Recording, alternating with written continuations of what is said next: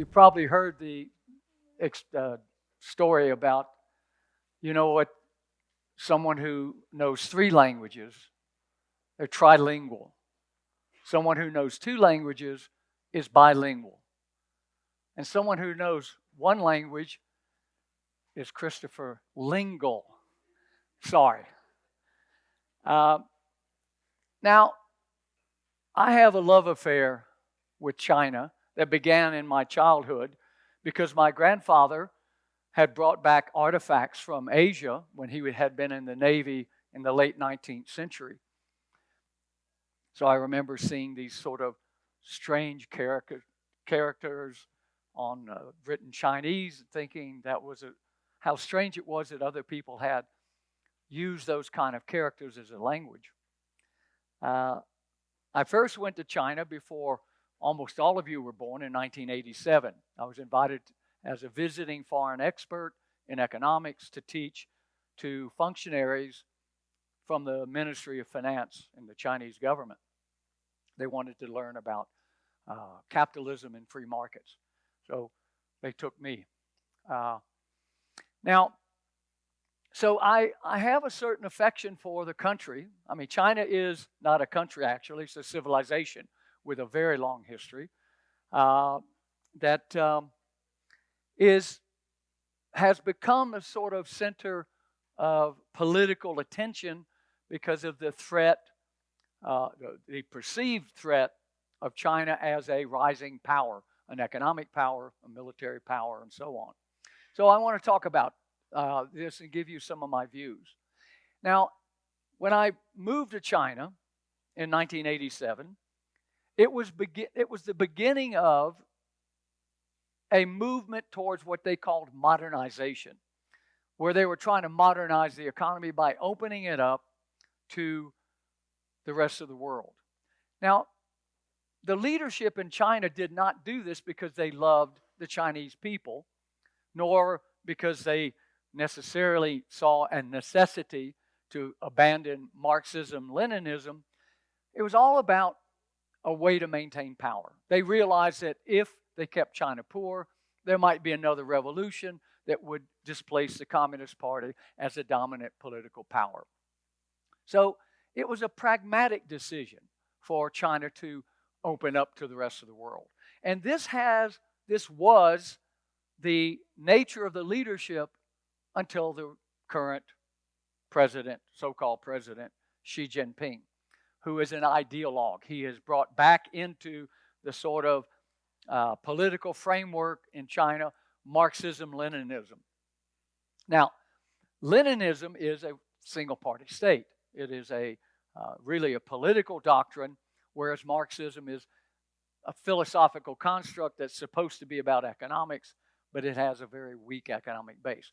Now, so this is where we are. We have a ideological autocrat who is trying to replicate or reproduce the same kind of total control over China that Mao Zedong had after the communists displaced the Kuomintang and sent them off to Taiwan.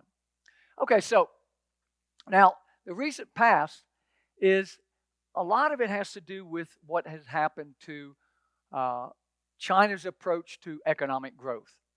Now, they began with an export-led approach. Now, this was based upon what was seen as the success of Japan as an export powerhouse.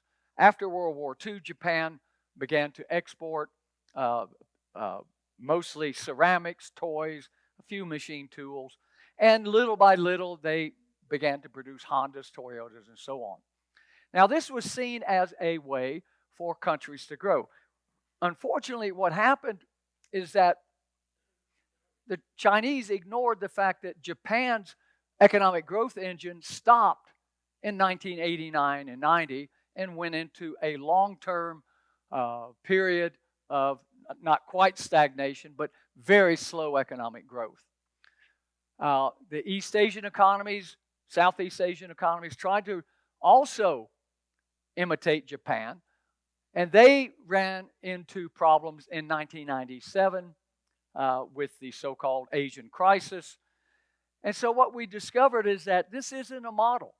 This was an idea that Adam Smith criticized in his famous book, The Wealth of Nations.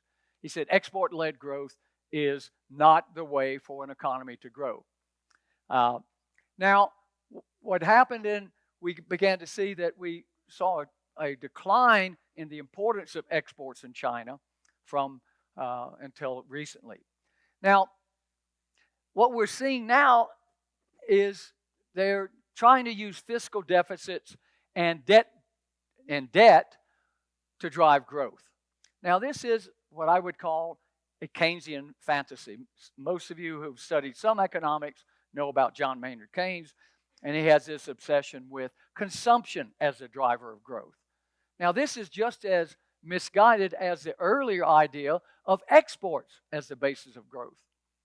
Adam Smith pointed out the problems with exports being the sort of basis of economic growth. In fact, it was the capacity of the economy to produce that causes growth.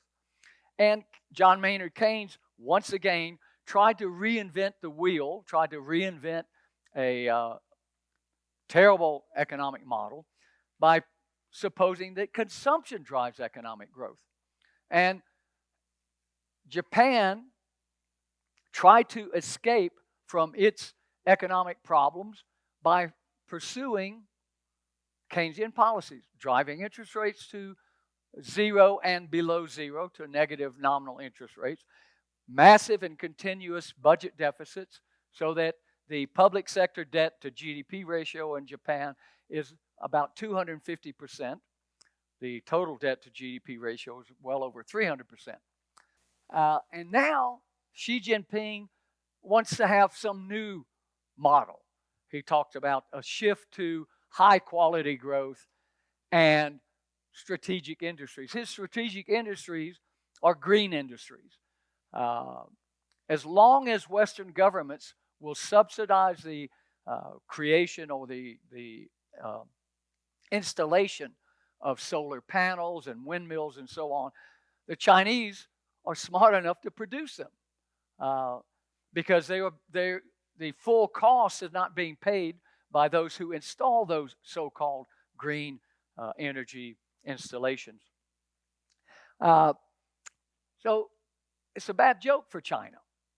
Once again, government is trying to control more and more of the economy, taking away from the private sector.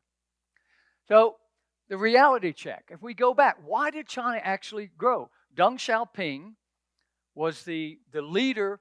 Well, actually, it was Zhou Enlai who had these ideas that China needed to modernize. And it was Deng Xiaoping that actually was the leader who began to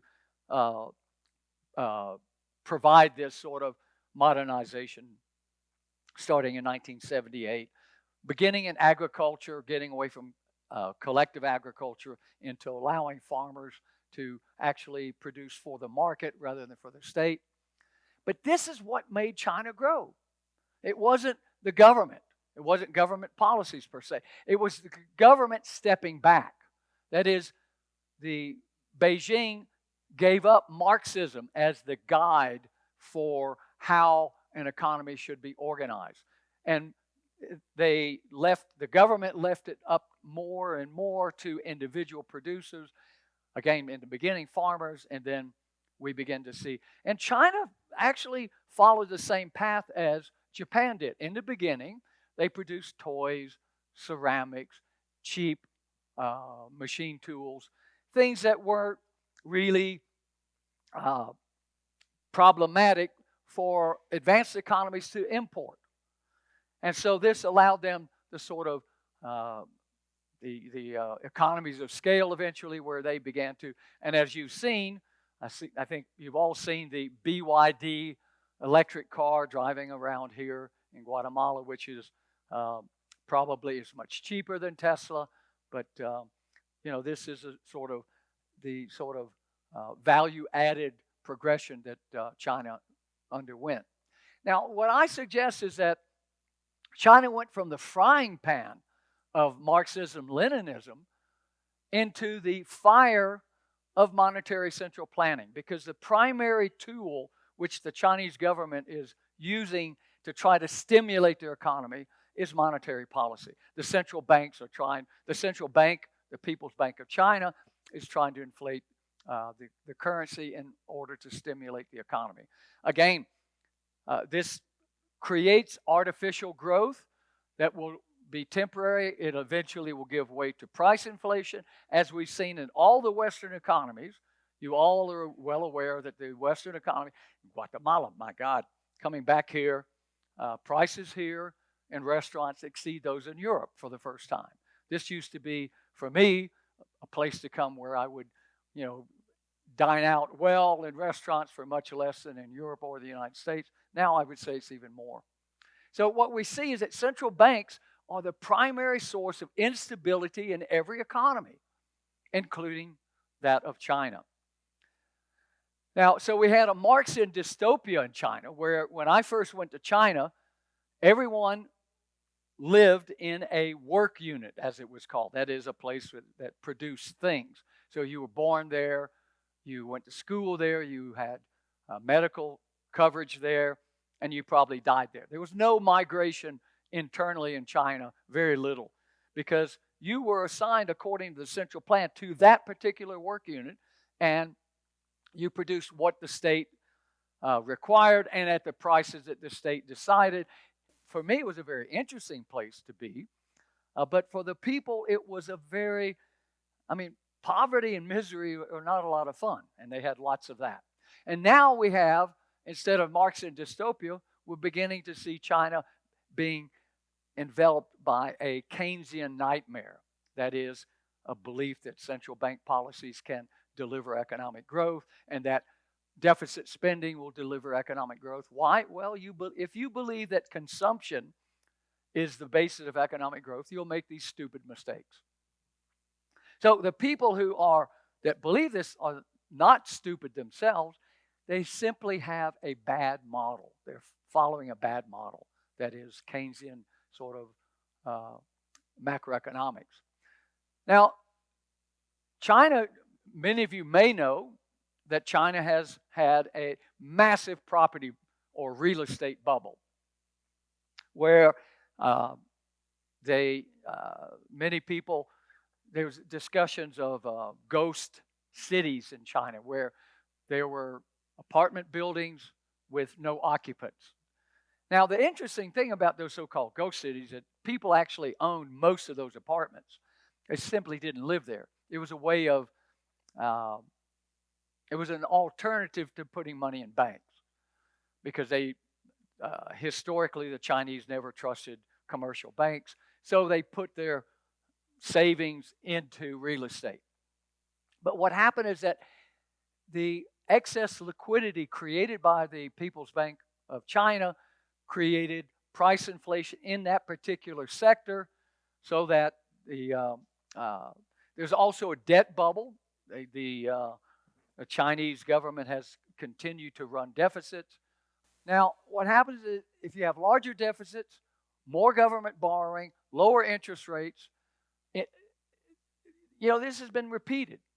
You wind up with lower growth, less freedom, and fewer resources for citizens. Because what happened in China is that private sector resources, which were completely pretty much non-existent under Marxism, we saw this expansion of the market economy in China, and then the central government trying to pull back and recuperate or recover control over those resources.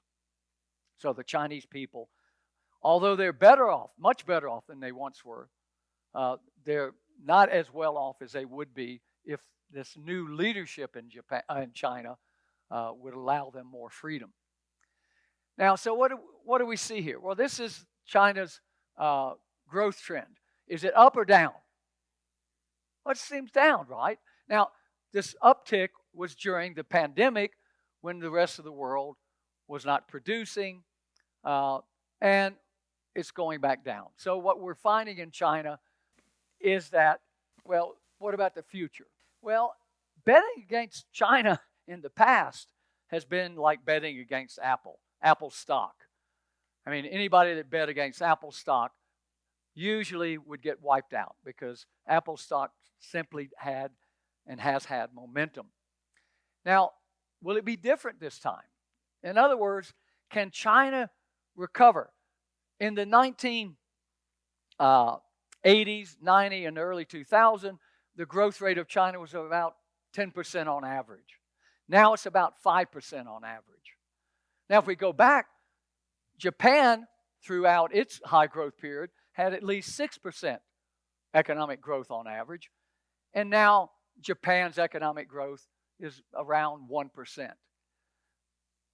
Now, part of this is kind of a life cycle process where economies simply, once they get to a certain stage of development, they really can't grow as much, or at least their growth rate will be small simply because of the tyranny of numbers. So the larger you are, a given increase in gross domestic product will become increasingly smaller because the base becomes larger. It's just a matter of mathematics. Now, what's going to happen in China, I suspect, is that they're not going to hit, 5% has become the official growth rate target. They won't get there. What we've seen in the last 5 months, the Purchasing Managers Index. Now, in other words, buying inputs for production, which is being measured by this Purchasing Managers Index, is down for almost all of 2024. What we see, I was in China when they started experimenting with a stock market, share market. It's a funny thing. It's not like it is in the rest of the world. First of all, most of the listed companies are state-owned enterprises. They're not private. Most of the shares offered by those state-owned enterprises are held by them.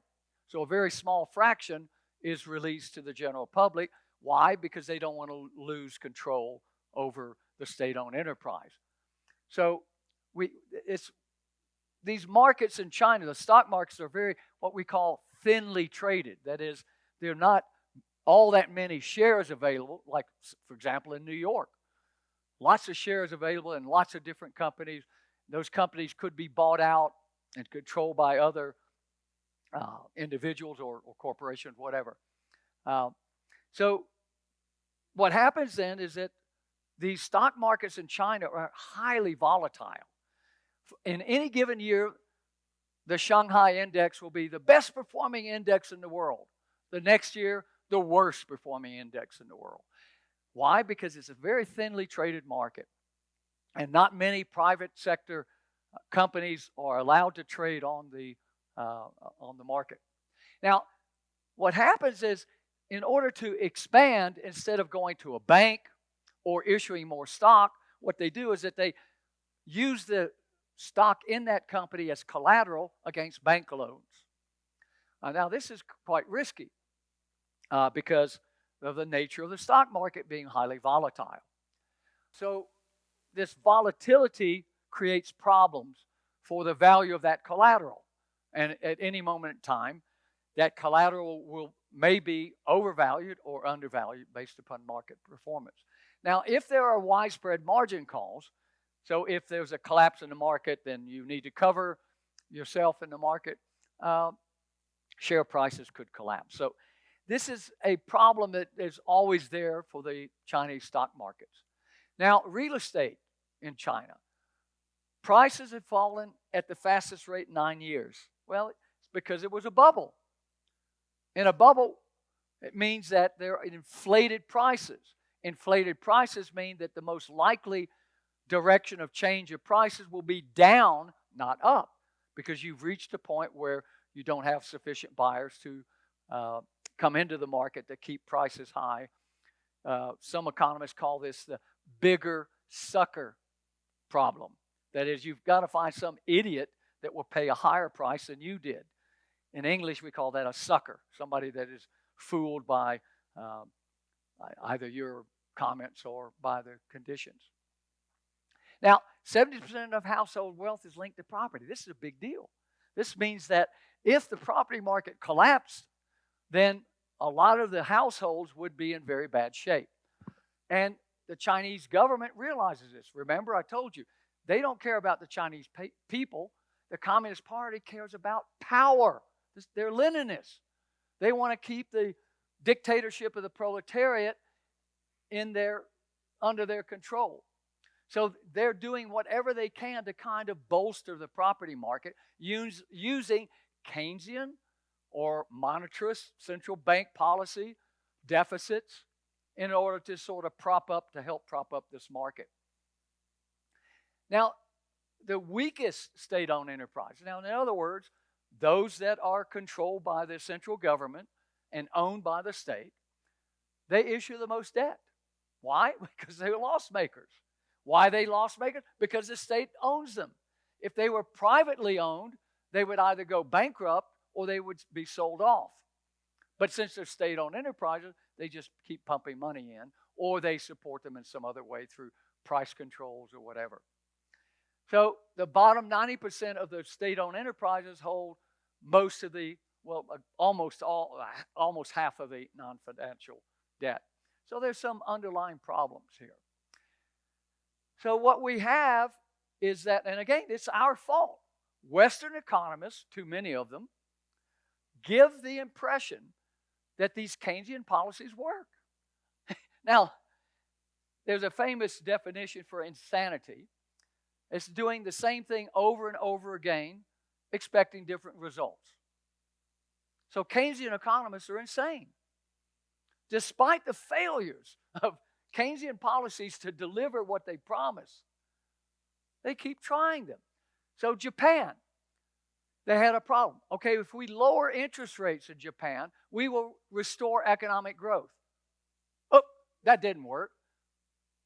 Let's lower interest rates to restore economic growth. That didn't work. Whoops, let's lower interest. They keep going. Oh, let's have budget deficits to stimulate consumption, to restore economic growth. Well, that didn't work. We need a bigger stimulus package, and a bigger, and a bigger. So debt goes up and up and up. This is insanity. But again, these are smart people telling them that this is the right thing. All the Chinese economists go to Cambridge or Oxford or Harvard or Stanford, or they're smart people. The model is wrong. The Keynesian model is wrong.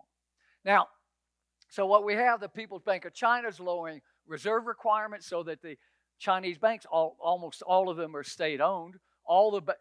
With a very rare exception, the banks in China are state-owned banks. They're not private. They cut interest rates, and they tried to reduce the rates on mortgages so that more people would come in to prop up the property bubble. They issued bonds, that is more borrowing. So this is a misguided belief. Now, you live in Guatemala. You know about whether or not you should trust the state, the government of Guatemala, with resources, like the toll road going to Puerto Quetzal. What do they do with that? It was built by a private company. It was operated by a private company until the state took it over, and now what? There's no road. So, again, in your experience, should we trust giving governments, any government, more control over private resources? I mean, we have all around us observations that tell us that this is a bad idea. Now, like I said, Japan they believe this in Japan, and nothing, they didn't get the results since 1989, before you were born. And they're still doing it. So, China also has a demography problem. Rising incomes mean that women have better things to do than have babies. We see fertility rates going down. What happens is, if the birth rate goes below 1.5, you have a shrinking population. China's right at that. So China will eventually begin to see shrinking population. The median age is going up in China, and that means that the dependency ratio, how many workers you have relative to old people like me that don't do anything anymore. So you have to support these old people. Well, there's fewer people doing that. Now, the debt to GDP ratio. In other words, what's the level of debt in China? Well, it's gone up almost, well, not quite doubling in 10 years. So in other words, the Chinese government has created this sort of ocean of debt. Now, this is a form of intergenerational theft, because what this debt means is that today we buy the tequila and the future generation gets the hangover. We have all the fun. That is, we borrow the money, we spend it on whatever we want today, we drink the tequila. And then when the debt comes due, people that weren't around for the tequila party have to pay for it. This is a form of theft, because future generation had no vote in the matter, but all of a sudden they're born, they wake up, they go to get a job, and then they have to pay taxes to pay for the interest on that tequila that was bought today. And so this is a big problem. What's happened is that credit growth in China is growing faster than GDP. In other words, they're not delivering enough economic growth to pay off the debt that they're creating. 2/5 of new debt is to pay off interest, not principal, interest. The largest state-owned enterprise earn more interest than they earn. Again, if that was a private sector company, it would go broke. So what we see in China is, when I first went there in the succeeding years, 1 yuan of credit led to 1 yuan of GDP growth. And now it takes 4 yuan to get 1 yuan of GDP growth. Okay. Territorial disputes. China is fighting with everybody. Taiwan, Tibet, South China Sea, East China Sea, India. China is a bad actor in many ways. That is, the government of China. You can't border disputes with Russia. Now, autocratic dictatorships tend to be bellicose, aggressive. And there was a great deal of optimism when I first went to China, is that as China began to embrace something like capitalism, they would become more peaceful. That is, well, it doesn't seem to be happening that way. Now, I still have a love affair with China. I go almost every year. I've been going since certainly in 2000s. So I'm trying to give you a more realistic view about China. Will tariffs, as they are proposed by both the Biden administration in the United States and Donald Trump threatening to impose higher tariffs against China, will that change their behavior? No. That is not the answer. But what we can only hope for is that the Chinese people begin to understand that they cannot trust an autocratic dictatorship under the guise of a Marxist-Leninist dictatorship of the proletariat, and demand change. That's a big ask, but that's all I've got. Thank you very much.